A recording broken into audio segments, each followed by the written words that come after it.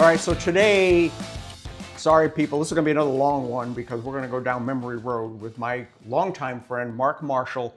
And we were just trying to figure out how to title Mark. Hollywood producer, post-production supervisor, schlepper. You can call it. Pretty much your entire career was based in Hollywood. Yeah. Or around Hollywood and things like that. Yeah, in fact, the entirety of it. Right. And Mark is from Enid, Oklahoma. I learned there's actually quite a bit of Hollywood in Enid with your career and I guess the Simpson brothers, and then what's the guys that did Luckenbill brothers. Yes. Yep. I interviewed them a few years ago. They were interesting. And Conti Mattal, who was an assistant director. Yep. Has worked with Adam Sandler. Yep. Wow. Yeah. That's pretty amazing. There's a lot of Oklahoma. Absolutely. And also, all the mentions we get in films and television. So, it's pretty neat. Yeah, we just don't have the sound stages or the crews. Yep. So Mark just wrote a book called Goonies, Droids, and Killer Whales. And this is amazing because this is like a trip down. If you pull the curtain behind Hollywood back, this kind of tells the inside scoop on some of those stories. And this is available on Amazon? Yes. Okay. And I noticed you still have your River Rock company, River Rock Entertainment. That has been your production company for many years. Absolutely. Mike and I formed it my brother formed it in 2001. Wow. When I was still in England doing Harry Potter. Yep. And we're going to talk about all of that. Oh, but so I guess the big question I had was, I was telling you before we started that of course, you're the big name that you got to hang around with was Steven Spielberg and, folks like that. And the story I got was that you went to lunch and Steven sat down with you but that's not the case. No. That's like a lot of Hollywood stories. So how did you meet Steven Spielberg? How did you get to work with him? Through a series of events that started in 1977 in the summer. Mm-hmm. I applied for and was accepted to the University of Southern California Cinema Department. They had a summer program in conjunction with Universal Studios, where you spent 6 weeks learning filmmaking and spending 2 days a week at Universal, meeting with producers, directors, etc., and then 3 days a week making your own little movies and getting critiqued and things. And one of the speakers at Universal was a producer named Howard Kazanjian, who had just been asked by George Lucas to produce the sequel to American Graffiti. And at the end of the session, a girl raised her hand and said, well, how can we visit some of the sets here at Universal? And Howard said, just come up and talk to me. And this girl and I were the only two that went up. Mm-hmm. So we got a summer pass for visiting all the sets of the films that were shooting at Universal, like, TV series like The Rockford Files and Battlestar Galactica and Quincy, things like that. And we would meet with Howard at the end of our day and talk about what we learned. And when I moved back to Oklahoma at the end of August of '77, I kept in touch with Howard. And I would write to him, I would call him. And then when I moved out to... Back before email. Yeah, yes, before email. And then when I moved out in January of '78, moved out to LA, I kept in touch with Howard as well.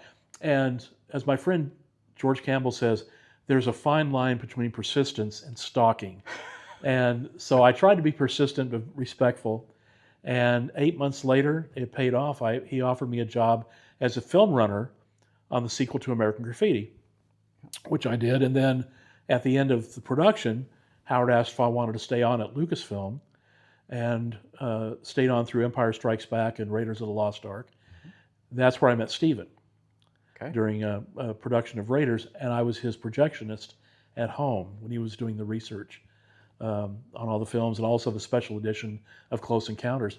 And then a couple years later, after coming back to Oklahoma for a while and going back out, I ran into Steven, and he offered me a job as the projectionist at his new production company, Amblin, which was Universal had built him a multi-million-dollar compound on the lot, and unfortunately, it was a union job, so I wasn't union. Oh.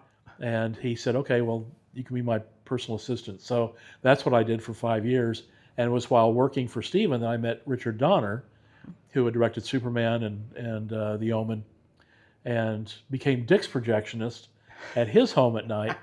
And then when I left Amblin, because I really wanted to get into production, Dick offered me a chance to do that with a position on the HBO series Tales from the Crypt. I remember that.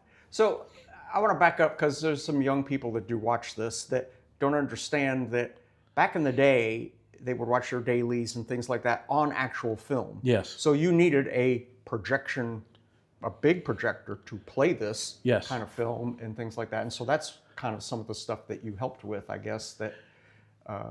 Yeah, not at Amblin, but when I went to work for Donner, I was running dailies for Lethal Weapon when I was working for Steven. And you're right. I mean, there's two 35 projectors, and you've got double systems, so separate picture and sound, and you've got 10-minute reels, so you're always threading up and trying to make it work and not screw up, which was my main focus my entire career. Just don't screw up. Well, and the other thing is that dailies are the film they shot that day. The day before. Day before, or actually on the big reels, and you have to take them to be viewed or processed and all that. Right, and wherever you shoot, whether it's in the studio or on location, you have to have a projection room. So I spent a lot of time on things like Free Willy and building the projection rooms, or outfitting them anyway in buildings, so that we could view dailies every day and getting the quality that we needed, for the critical eye. So do they process them overnight, and Yes. then they watch them the next day? Yes. Okay. Yeah, unless you're on a distant location, and then there's a couple of days lag because you have to ship the raw stock, or the exposed film to the lab in LA. There's only one lab in LA now.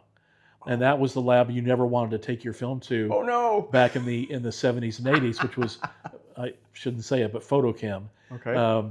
And because there was always negative scratches and dirt on the negative, but Technicolor, Deluxe, all the film labs are now gone. They've passed into history with the advent of digital. So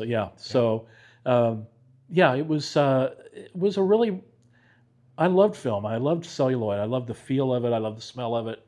I loved going to Technicolor, and you could smell the chemical baths and things, and it just had a tactile feeling that just was.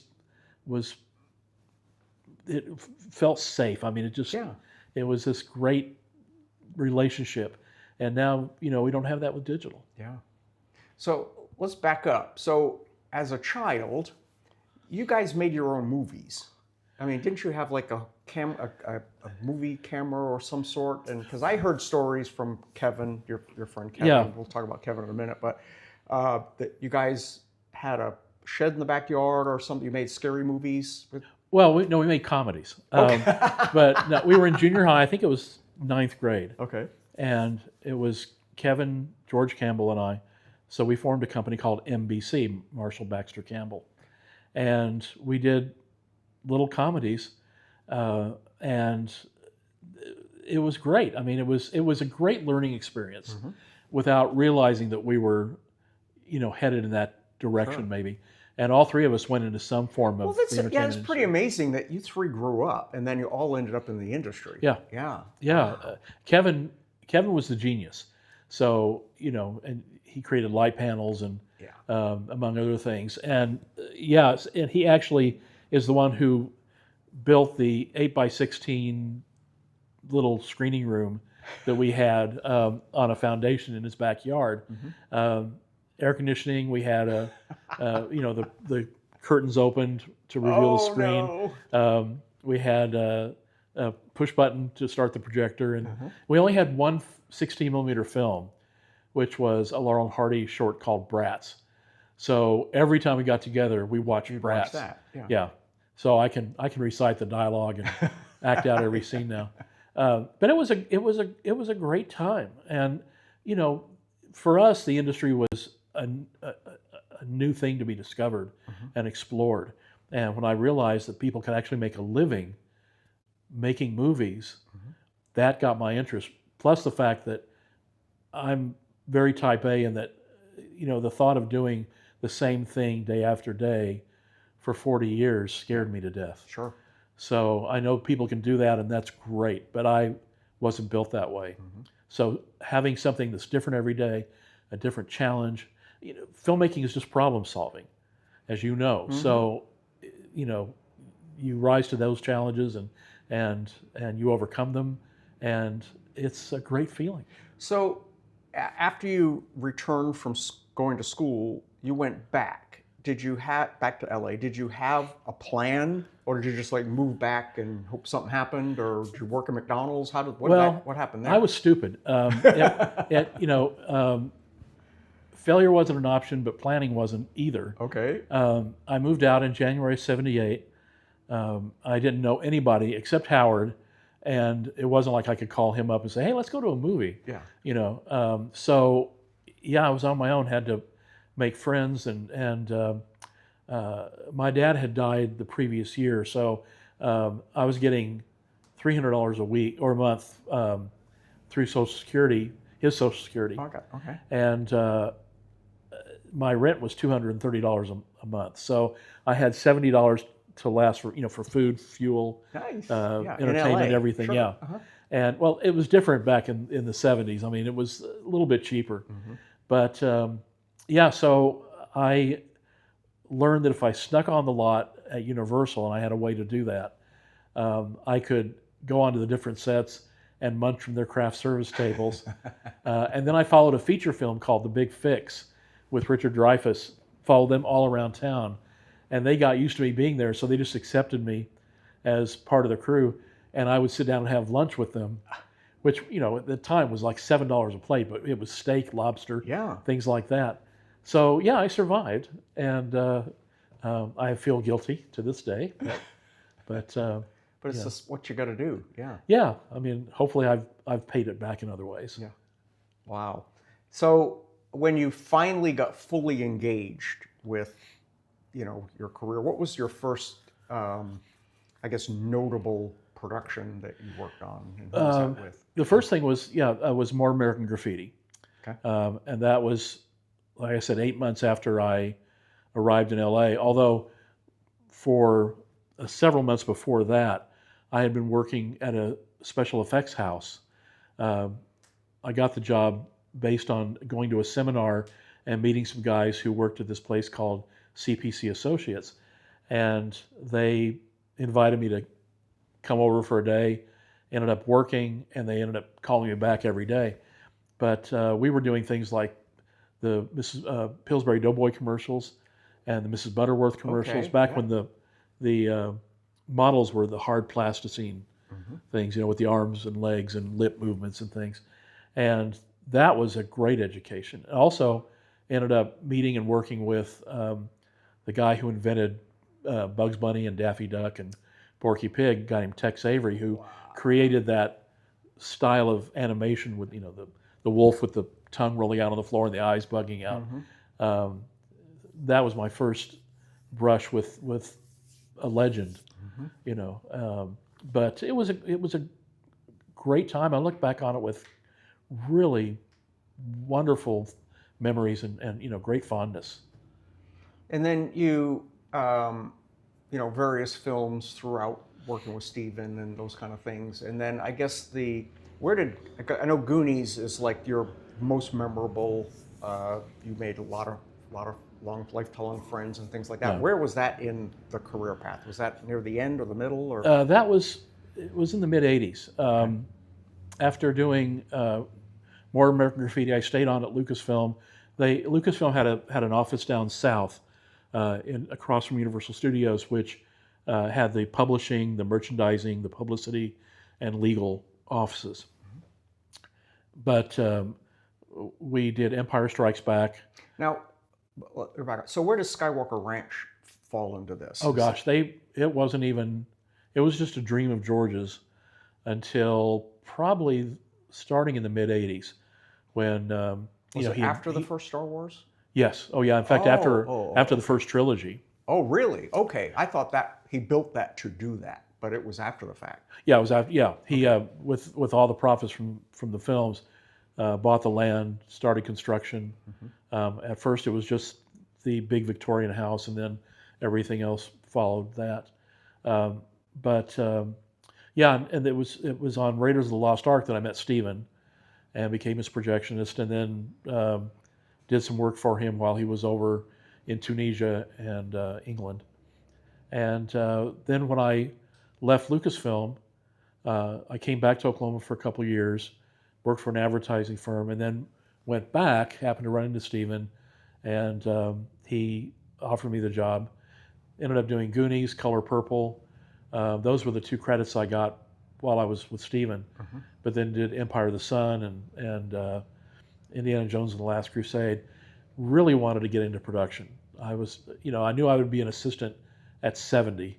And if you don't speak up, you're going to keep doing it. Absolutely, Yeah. absolutely. And Steven was great. He said, "You'll always have a job here." So I felt good about going out and exploring. And it was Richard Donner who gave me the opportunity to actually get into production. So I owe Dick a lot. And then and of course you did a whole bunch of other little or big things, but you had varying degrees of participation. But then you got to go to England for a year. I'm jumping way over the hill here, but you spent a year in England on the first Harry Potter. Yes. Had you ever been to England before that? I had. On Empire Strikes Back, I went to England for, I think, 9 days. And Craig Miller, who was one of the publicists at Lucasfilm, and I did cast and crew interviews, things like that for for a variety of outlets. But it was overwhelming at the time. So I didn't really get a chance to appreciate England until I went over for Potter. So. And totally different experience then. Well, yeah, and I mean that's when you had a serious role. You were a post-production supervisor. Is that correct? Yes. So you essentially owned the film from the day they wrapped to the day we saw it in the theaters, kind of. Is that? Yeah, I mean, a post supervisor is kind of the producer of post, so he keeps the elements all together. The various departments: editorial, sound editorial. Special effects, all those things, and the post supervisor is responsible for what you see in the theater, the quality of the film. We know that when it leaves our hands, that it's the best it can be, and then it's up to the theater, to ruin it. To take all that work you've spent years on and ruin it. But no, it was that was probably one of the, if I'd gone out right then, I would have been fine. I mean, I stuck around and did one more film, which unfortunately wasn't a great success. I remember you telling me about that. It was a struggle to do. So yeah. So I understand. I watched a podcast earlier, and you talked about I think it was Goonies, where you purposely messed up the camera so someone could get the job. Sean Astin, who had only done one thing before, and that was a TV movie called Please Don't Hit Me, Mom, with his real mother, Patty Duke. And Sean came in to audition with his father, John Astin, who played Gomez on Addams Family. And they were out in the lobby, and I was running camera for the casting sessions. And Steven said, go out and get Sean and bring him back. By the way, when he says Steven, it's Steven Spielberg. Oh, yeah, sorry. Yeah, that's okay. I didn't use Steven's full name like he did with me. Sure. So I was bringing Sean back, and he was shaking. He was just 13 years old, I think. And I said, "Well, you look a little nervous." And he said, "I am." And I said, "There's no reason to be nervous. It's just the most powerful director in the world," and opened the door to the room. Yeah, I don't know why. I was trying to actually make him feel better. I'm not the best at that. So, but anyway, he messed up a couple times, and that's when I said, hey, I messed up the camera. So Dick said, "Good, it'll give him a chance to do it again." And I think the truth is that Sean probably had the job when he walked in the door, because he was Mikey Walsh. And and Dick had a real talent, along with Mike Fenton, the casting director, and Steven, for casting true to type, real kids. So I can't say that I, made Sean's career, but I didn't ruin it. So And you're happy. still friends today. Oh yeah, Yeah. yeah, but it's 41 years. Wow. I know, it's amazing. And you recently went on a trip back to LA for a kind of reunion thing. Well, I went to LA for and saw a couple of. I saw Jeff Cohen, who played Chunk, and then Jason Richter, who played Jesse in Free Willy. But the town of Astoria, Oregon, was celebrating the 40th anniversary of Goonies, which we shot up there. Yeah. And every 5 years they would do a major reunion, and then every year they do Goonies Day on June 7th, which was the release date of the film. And but this was the 40th anniversary, and the owner of the house, the Goonies house, Bayman Zachary,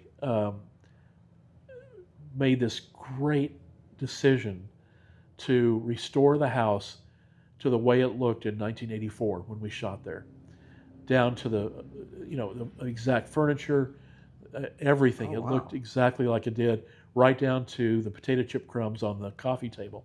And I was bowled over, but it was a great weekend.